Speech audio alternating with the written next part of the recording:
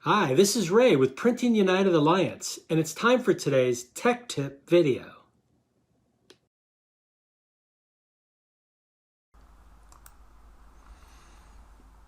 Today's Tech Tip is going to be talking about render intents. Specifically, for the purpose of this Tech Tip, we'll be talking about relative colorimetric render intent. And the reason you need rendered intents is the challenge that we have in printing.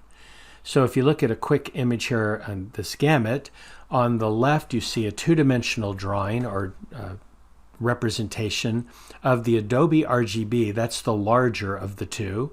And then coded Grackle 2013. So a CMYK color space.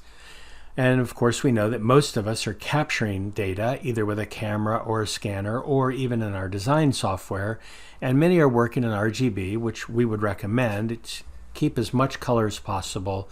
Let your device manage it. Let your rep take care of that. So you've got this challenge, and somehow you've got to get those colors that are out of gamut into gamut. So let's look at one of the rendering intents. And actually we can talk about, there's four. I just want to make sure at least you're aware.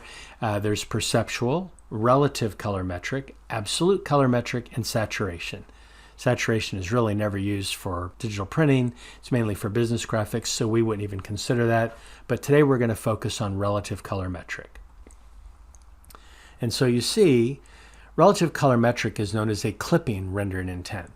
These colors that are out of gamut, you see these three black dots here, that's representing three colors out of gamut in the RGB space, are moved to the closest gamut boundary in the CMYK space.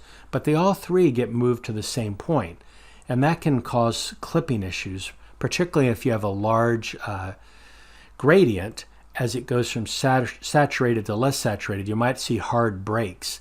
And what's happening is those out-of-gamut colors are being clipped right to the edge.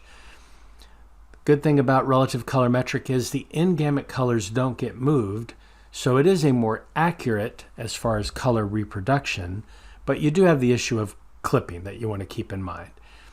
So that's a quick recap of the relative colorimetric rendering intent. If you would like to learn more, you could go to our website, sgia.org, and you'll see we have education, we have workshops here, and check one out when you get a chance. You can learn much more about color. And that's our today's Tech Tip.